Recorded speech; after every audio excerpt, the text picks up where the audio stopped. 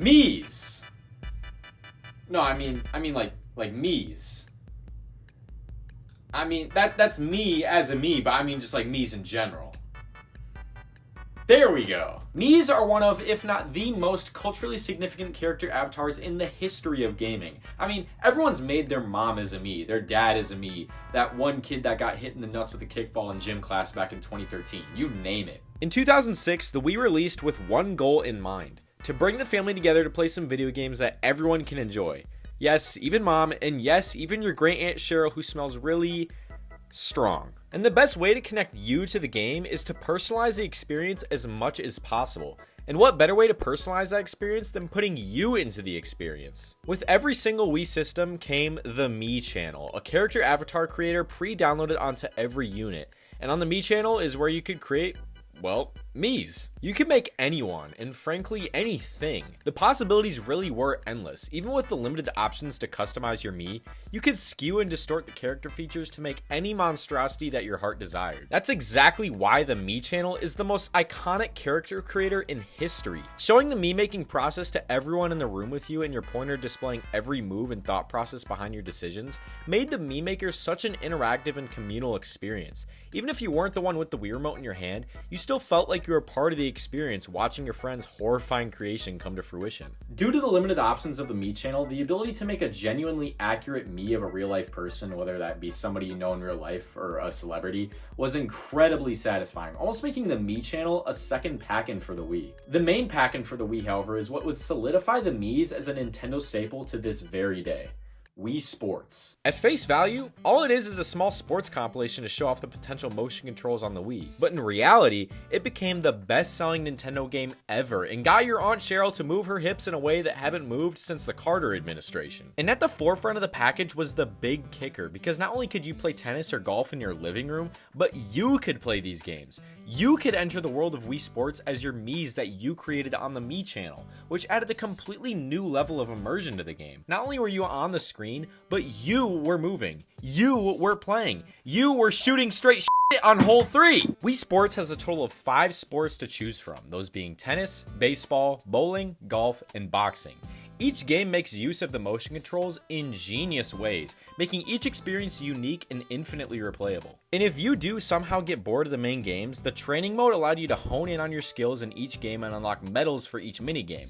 And if you ever think you're good at Wii Sports, try and unlock all the platinum medals for each minigame and come back to me. You'll probably be a different man than you were before. After Wii Sports, Nintendo knew they had captured lightning in a bottle. They tried to capitalize on this not just by using the Miis in every single game they possibly could, but by further expanding the Wii series as a whole, with the Miis being the forefront of each installment.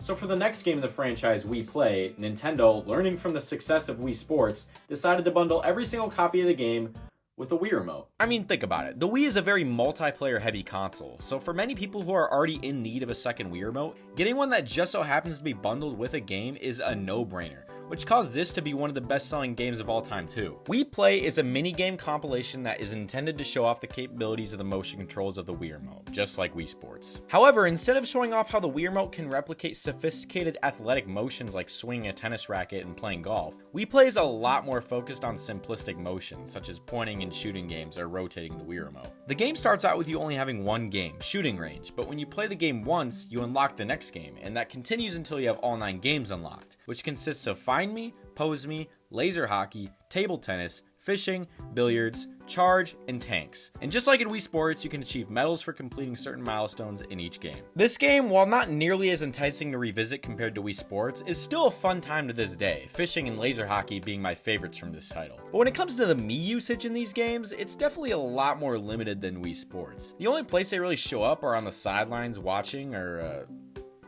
pool balls? Of course, Find Me and Pose Me use them as the main centerpiece, but you don't really play as yourself in Wii Play.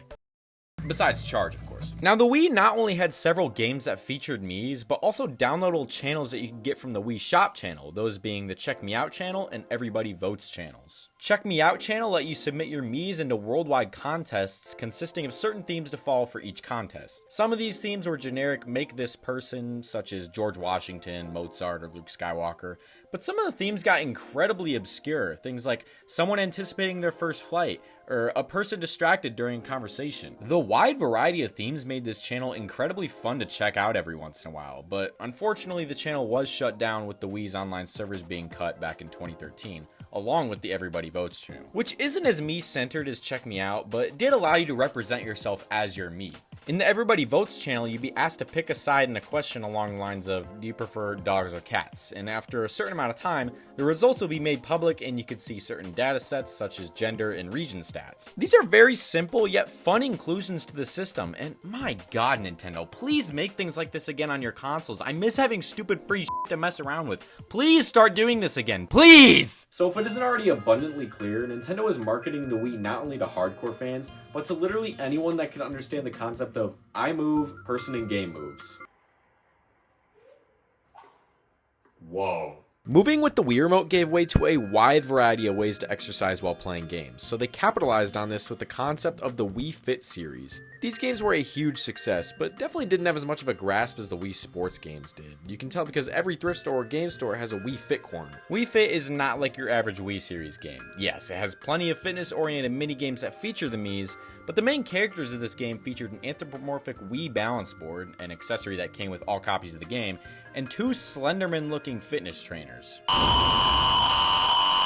I completely understand why they made unique characters to take on these roles instead of Miis. I mean, it'd be a little disheartening for your own grandmother to tell you that you're obese, and what does Obama know about Downward Dog? Wii Fit and Wii Fit Plus are essentially the same thing, plus just having a little bit more content to polish it out. The Wii U would even get an entry as well, selling a total of 3 potato chips total, but hey, it's the Wii U, what are you gonna do? The Wii Fit minigames that feature the Miis are actually pretty fun and unique. There's platforming games, jogging games, hit soccer balls with your head games. When Wii Fit comes to mind, I usually think of it as that one boring game my mom brought back from Target in 2010. But there's actually some fun to be had in these games if you give it time, and trust me, if you want to play these games, every game store in the nation will probably pay you to take them. Wii Music is stupid. Wii Music is Nintendo's answer to the rhythm game fad of the late 2000s, attempting, emphasis on attempting, to simulate playing an instrument with your Wii Remote and nunchuck. Keyword is simulate because you don't even have to have the notes line up for them to count, and in fact, you don't even have to act like you're playing an instrument. You can wave it back and forth, you can twist it, hell, you can jerk it off and it'll count. There is a rhythm game mode where you and others, NPCs or real people, actually have to line up your hand motions with the notes. It's like the only game part of the game. There's also other modes in mini games such as a quiz kind of game and a conductor game, but for a game called Wii Music, there really isn't a lot of actual music gameplay here. It's a lot of sporadic shaking and watching your Miis play instruments. Also, the song selection sucks. There's like 50 songs. All of them are either royalty-free classical songs or Nintendo songs like Zelda or Mario themes, and maybe like 6 actual songs you'd know that are licensed. If you're gonna make a rhythm game, or hell, just a music game, you have to put some effort into the track list. That's what made franchises like Guitar Hero and Rock Band so popular. You know, that and actual gameplay. As an all-inclusive package, it's just a silly little music-themed application at best. I wouldn't be as hard on it if it was a free download on the Wii Shop channel, but there really just isn't too much to write home about here in terms of a game. Wii Party is a far better game in comparison. It's exactly what it says it is, a party game for the Wii, and it completely succeeds in that regard. Wii Party is an incredibly fun time, and if you don't have Mario Party, this game can definitely cure that craving and then some. The minigames usually revolve around motion controls, and my god, the variety and creativity in these games makes this game ridiculously fun to come back to. And just like Wii Sports, there are several challenges to compete in once you gotten bored of the main game, and also just like Wii Sports, they are insanely difficult to master. And that's the key thing that the Wii series of games really strives in. At face value, these games are fun for absolutely anyone to pick up, but if you want to master anything about these games, Nintendo prepared intense challenges to keep you with something to do. And I think that's why these games are held in such high regard as classics. And just when I thought it couldn't get any better, Nintendo proved me wrong. Hard. Wii Sports Resort, the highly anticipated sequel to the already massive Wii Sports, and this game had a lot to live up to. The game was bundled with a newly launched Wii Motion Plus accessory, a controller add-on that allowed for more accurate and smooth motion controls that were required for all games in the package. All you had to do is plug in this bad boy into the bottom of the Wii Remote where the nunchuck goes, and you're all set. Just finish watching this unskippable, incredibly boring tutorial on how to put on the Wii condom, and you're ready to play.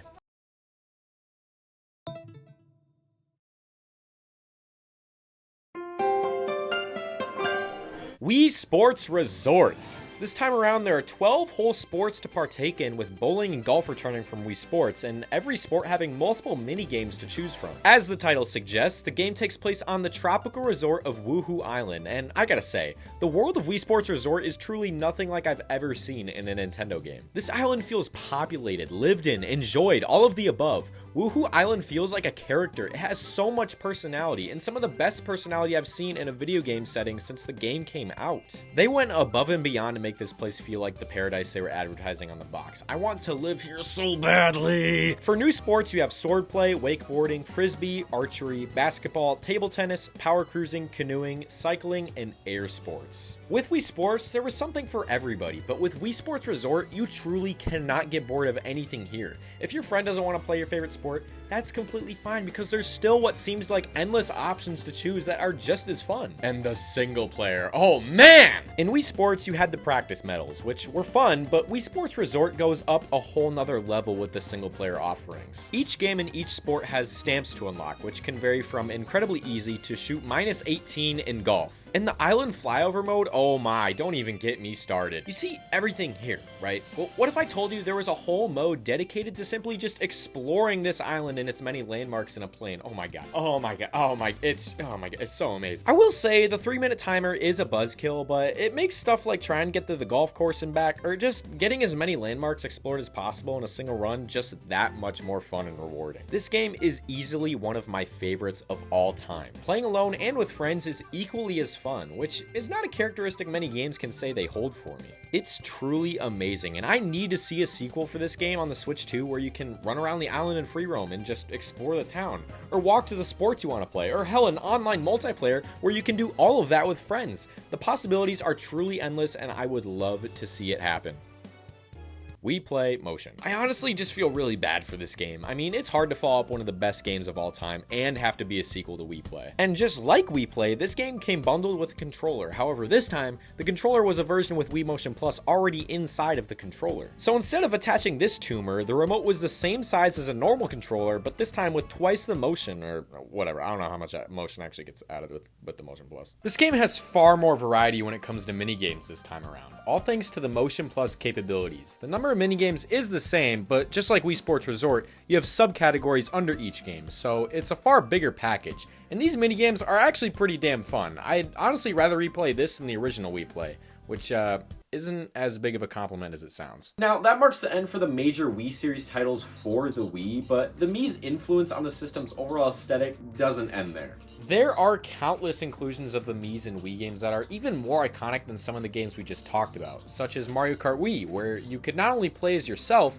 but your face would pop up around the tracks occasionally. And let's not forget the Coconut Mall parking lot, where your Miis would actively try to commit vehicular manslaughter on you without a care. The Mii's presence on Wii games outside of the Wii series runs deep. Ridiculously deep. We could be here all day if I listed them. But one of the most common uses for Miis, excluding playable characters that I've noticed in these games, is using them for characterizing save files. Long gone are the days of typing your name in the save file before starting a game. Now you just select your Mii and boom.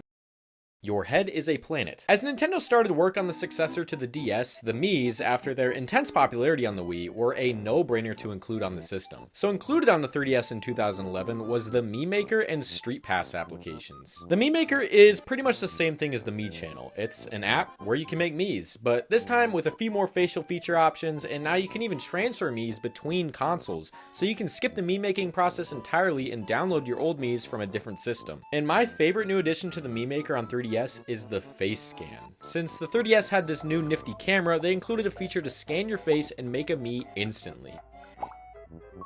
Who needs mirrors when you have this? And then there's Street Pass, which, if you ask me, is easily the coolest free app that Nintendo has ever put on one of their consoles. If you leave your 3DS on and close it, if you walk by someone who did the same thing, you can open the Street Pass app and be greeted by their Mii and some fun facts about them. And their Mii is stored in your Street Pass Plaza on the Street Pass app. There is nothing cooler than seeing all the people I've encountered over the years using Street Pass, and it was the best feeling in the world seeing the green light pop up on my 3DS after walking around with it all day. And the fun doesn't end with the Mii entering your plaza. Oh no, every time you collect a Street Pass, you can use them in the many minigames included in Street Pass as well. My favorite was always Puzzle Swap. Every time you got a Street Pass, you could unlock a portion of a picture, and it was so cool to slowly reveal these pictures over years of using Street Pass. The fact that this game existed at all is just truly insane looking back. Unfortunately, I could never see Nintendo making something like this again, let alone for free,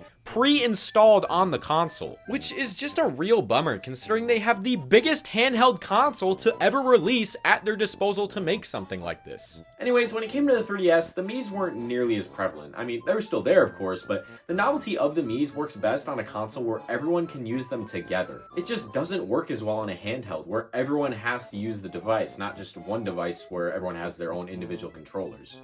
But that didn't stop Nintendo from making one of the greatest games to feature the Miis to ever release on the 3DS. A game that would amass a cult following and become the game that fans would beg for a sequel for the next decade.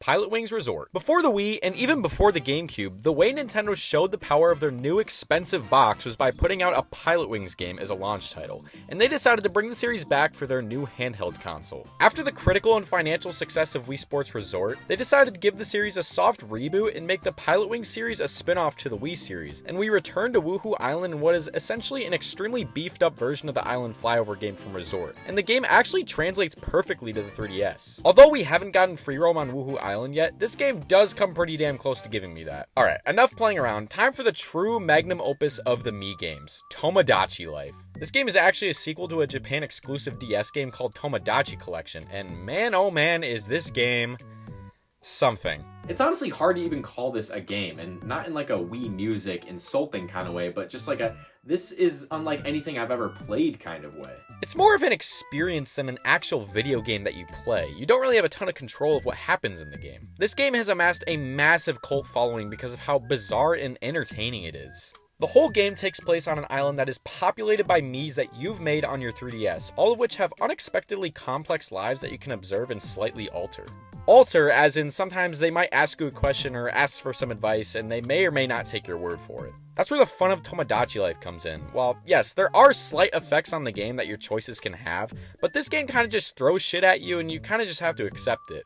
This makes for an incredibly memorable and charming experience, and on eBay, an incredibly expensive experience. Yeah, that cult following that I talked about has really driven up the price of this game physically, and since the 3DS eShop isn't up anymore, the only way to play this game affordably is by emulating. This game is really a treat though. I mean, you can make your Miis perform a concert, and you can change the lyrics to pretty much whatever you want. My favorite example is this song that Peanut Butter Gamer made that has been stuck in my head since 2014.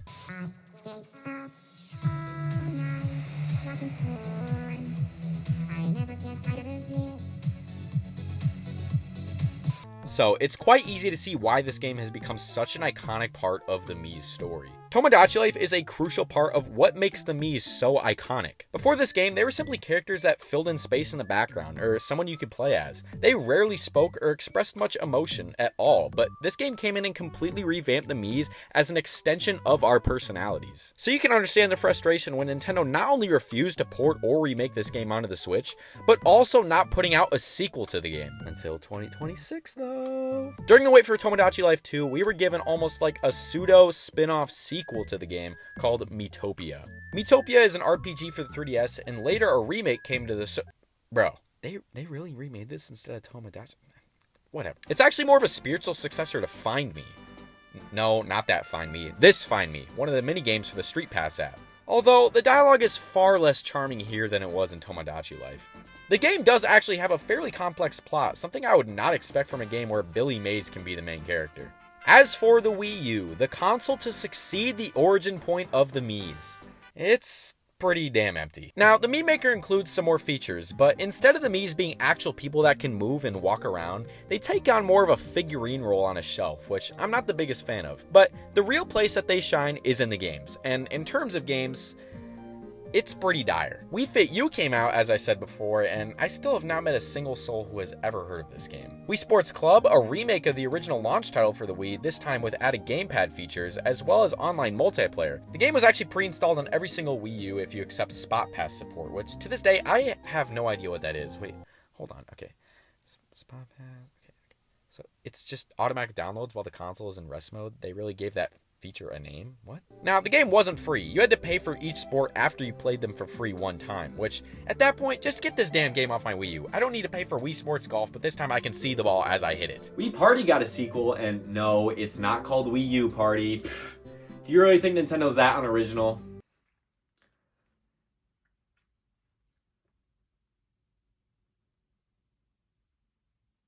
The general consensus that I hear is that Wii Party U is a fine sequel and a fine party game, but just that, fine. If you really want the Wii Party experience, Wii Party is right there. Just go play that. No reason to drop $300 to play this over the original. And anyways, this isn't even close to being the best party game to star the Miis on the Wii U, which, if your name is Wii Party U, that has to be really embarrassing. Nintendo Land is easily the better party game between the two, and dare I say one of the best party games ever made. And not only that, but it was a free pack-in game along with the Wii U, just like Wii Sports. Nintendo Land is a very simple game at its core. It's a minigame collection themed around a Nintendo theme park, where each of the attractions take on the theme of a popular Nintendo IP, like Mario, Zelda, and Pikmin. Except for a game called Takamaru's Ninja Castle, which I had no idea was based on anything as a kid, so in the making of this video, I looked it up, and apparently it's based on a Famicom Disk System game that only released in Japan. It's a very similar game to the original Zelda for the NES, but it has you traversing through an Edo-era Japan fighting ninjas. What a strange inclusion. I mean, you have Animal Crossing, Yoshi, Donkey Kong, and then you throw in this incredibly niche property that never saw a Western release aside from the 3DS Virtual Console and Switch Classics. Now, when you play it, it's obvious they just needed an IP to attach it to so they could have an excuse to throw a Ninja Throwing Star game into Nintendo Land, which gets me to the main point of Nintendo Land. Each game heavily utilizes the Wii U gamepad in some sort of fashion, whether that be giving you a screen to look at while others try to find you, offer a third-person and first-person simultaneous experience, or to draw paths.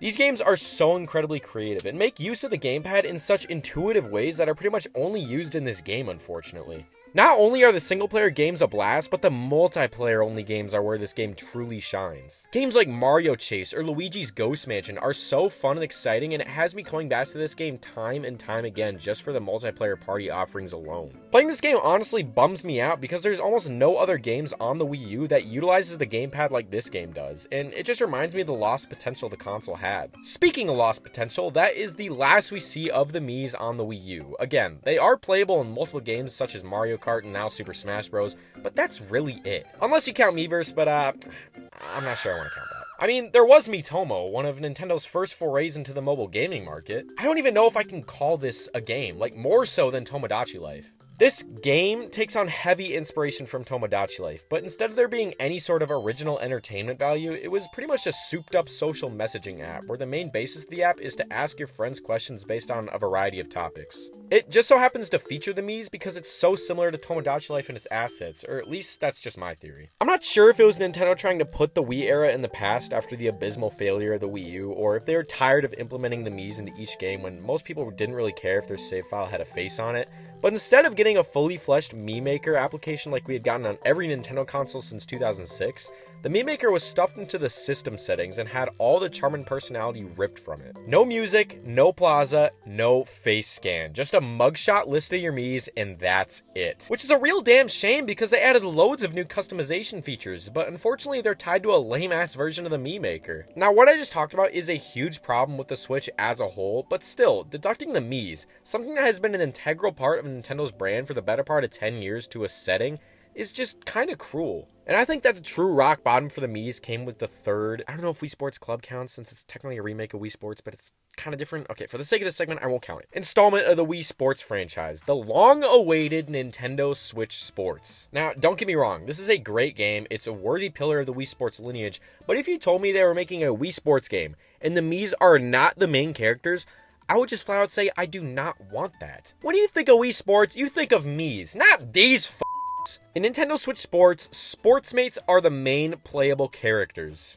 Yeah, Miis are still playable, but I mean, come on. That's like if you put out Mario Galaxy 3, but instead of Mario being the main character, they put some guy named Tony in his spot instead. And then in the fine print it says, well, you could also play as Mario too. Like, yeah, I sure hope I can play as Mario in a game called Super Mario Galaxy 3, but why bother calling it Mario Galaxy 3 when motherfucking Tony is the main character that defeats the whole point of the series? Here in Nintendo Switch Sports, 5 sports returned from the previous entries. Tennis, bowling, swordplay, renamed Chambara here, and golf and basketball, which were added via free updates post-launch. Only 3 new sports were added this time around, those being soccer, badminton, and volleyball. In true Wii series fashion, all these games use motion controls with the Joy-Con, however, they can be played with the regular controller. The games are fun, it's Wii Sports after all, but the game does not feel the same at all with the Miis being sidelined for me. I just feel like I'm playing some third-party sports compilation, not a Wii Sports game. The whole point of Wii Sports was that it was a tech demo that happened to work incredibly well because of the impressive technology of the Wii Remote and the fact that you could play all the sports as yourself. When you take out that key part of the game's immersion, it just feels like another cartoony sports game. Now, as I said before, the Miis aren't dead just yet, as the highly anticipated sequel to Tomodachi